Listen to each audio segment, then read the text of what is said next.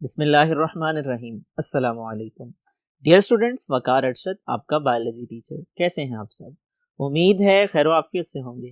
आज का लेक्चर नए मौज़ूआत पे मुश्तमिल है।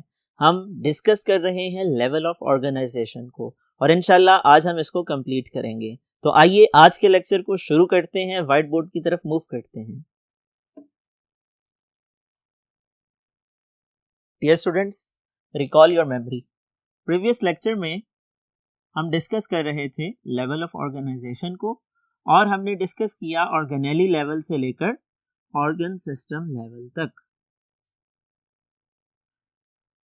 हमने डिस्कस किया कि जब टिश्यूज आपस में मिलते हैं तो उसके नतीजे में ऑर्गन बनते हैं, और जब सेल्स मिलते हैं टिश्यूज बनते हैं, और जब ऑर्गेनेलीज मिलते हैं तो सेल बनते हैं। हमने डिस्कस किया ऑर्गेनेली सेल के छोटे पार्ट्स हैं जिन्हें सब सेलुलर स्ट्रक्चर्स कहा जाता है। माइटोकॉन्ड्रिया, राइबोसोम इसकी मिसालें हैं। माइटोकॉन्ड्रिया का काम सेल की एनर्जी प्रोड्यूस करना है, राइबोसोम का काम सेल के लिए प्रोटीन सिंथेसाइज करना है। इस तरह के ऑर्गेनेलीज मिलजुल के जब काम करते हैं, असेंबल होते हैं, अरेंज होते हैं, तरतीब पाते हैं, यूनिट ऑफ लाइफ बनता है जिसे सेल कहा जाता है। सेल के अंदर डिवीजन ऑफ लेबर होती है, यानी हर ऑर्गेनेली अपना मखसूस काम सर अंजाम देता है। डियर स्टूडेंट्स, जब सेल आपस में मिलते हैं तो टिश्यूज बनते हैं। कुछ जानदार ऐसे हैं जिनका जिस्म एक सेल पे मुश्तमिल है, उन्हें यूनिसेलुलर कहा जाता है। कुछ जानदार ऐसे हैं जिनका जिस्म बहुत से सेल्स पे मुश्तमिल है, उन्हें मल्टी सेलुलर कहा जाता है। प्रोकैरियोट्स की बात की जाए, प्रोकैरियोटिक सेल रखने वाले यूनिसेलुलर ऑर्गेनिज्म होते हैं। यूकैरियोट्स की बात की जाए, ये ज्यादातर मल्टी सेलुलर ऑर्गेनिज्म होते हैं। प्रोकैरियोटिक सेल साइज में छोटे और सादा होते हैं, यूकैरियोटिक सेल साइज में बड़े और पेचीदा होते हैं, यानी लार्ज और कम्प्लेक्स होते हैं।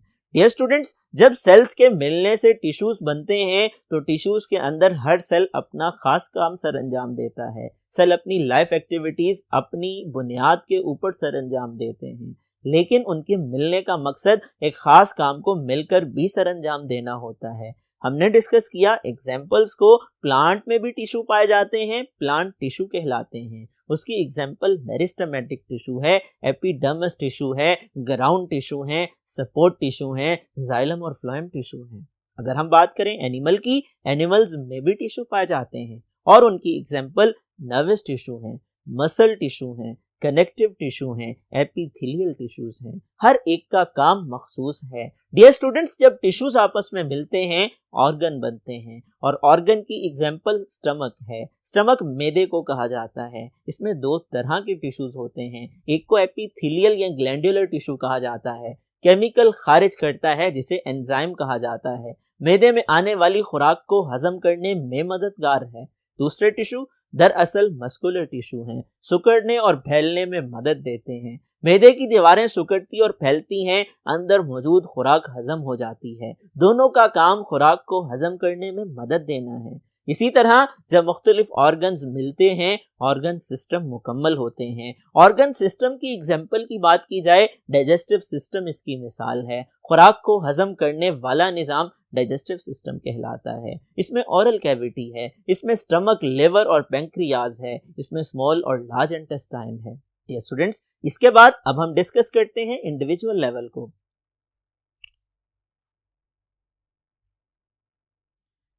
इंडिविजुअल लेवल की बात की जाए, इसकी डेफिनेशन आप यूं कर सकते हैं, when different organs and organ systems organized together they form individual level.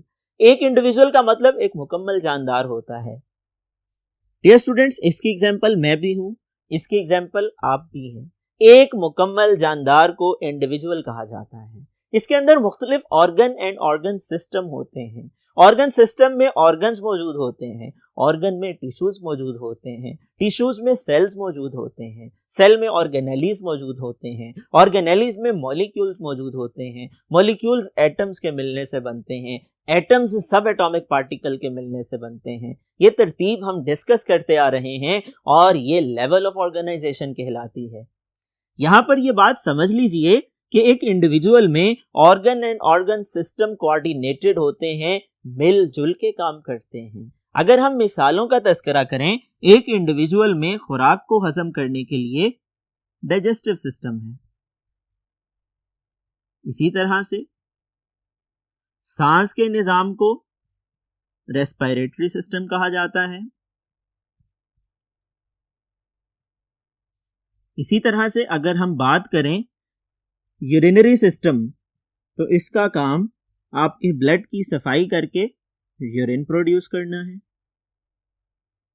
इसी तरह अगर हम बात करें नर्वस सिस्टम की, इसका काम आपके जिस्म के मुख्तलिफ हिस्सों में राब्ता पैदा करना है और बाहर माहौल में होने वाली तब्दीली का जवाब देने के काबिल बनाना है।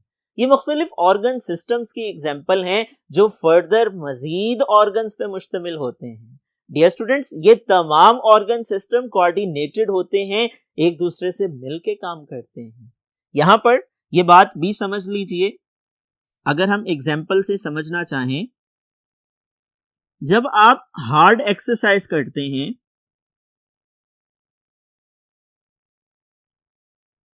तो आपके जिस्म में मुख्तलिफ ऑर्गन सिस्टम इसके लिए मिलकर काम करते हैं। आपके दिल की धड़कन तेज हो जाती है, आपका ब्लड प्रेशर बढ़ जाता है, आपके सांस की रफ्तार बढ़ जाती है। वजह क्या होती है? जब आप गैर मामूली मेहनत और मशक्कत करते हैं, आपके मसल्स को जो कि टिश्यूज पे मुश्तमिल हैं, जो कि सेल्स पे मुश्तमिल हैं, ज्यादा एनर्जी की जरूरत है। उस ज्यादा एनर्जी की जरूरत को पूरा करने के लिए ज्यादा रेस्पिरेशन की जरूरत है। हम डिस्कस कर चुके सेलुलर लेवल में रेस्पिरेशन वो अमल है जिसके जरिए माइटोकॉन्ड्रिया सेल की जरूरत के मुताबिक एनर्जी बनाता है। उस ज्यादा एनर्जी की जरूरत को पूरा करने के लिए दिल की धड़कन तेज हो जाती है ताकि दिल में आने वाला खून ज्यादा से ज्यादा फेफड़ों के पास जाए और ज्यादा से ज्यादा ऑक्सीजन लेकर के दिल के पास वापस आए। वो ऑक्सीजन वाला खून दोबारा मसल टिश्यूज के पास जाए, वहां पर वो ऑक्सीजन ग्लूकोज के मॉलिक्यूल को तोड़ती है तो एनर्जी पैदा होती है, जिसको रेस्पिरेशन कहते हैं। ये कुदरत का एक निजाम है। जो खाना हम खाते हैं उसमें ग्लूकोज होती है, उसमें कार्बोहाइड्रेट होते हैं, उनमें कार्बन हाइड्रोजन बॉन्ड्स होते हैं, ये हाई एनर्जी बॉन्ड होते हैं,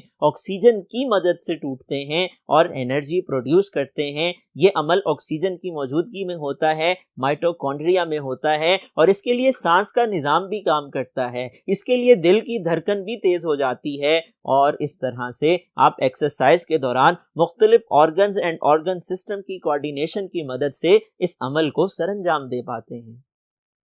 डियर स्टूडेंट्स, जब मुख्तलिफ इंडिविजुअल्स जो कि एक जैसे हैं मिलजुल कर एक वक्त में एक ही जगह पर रहते हैं और कुदरती तौर पर आपस में मिलाप कर सकते हैं, उनको हम नाम देते हैं स्पीशीज का।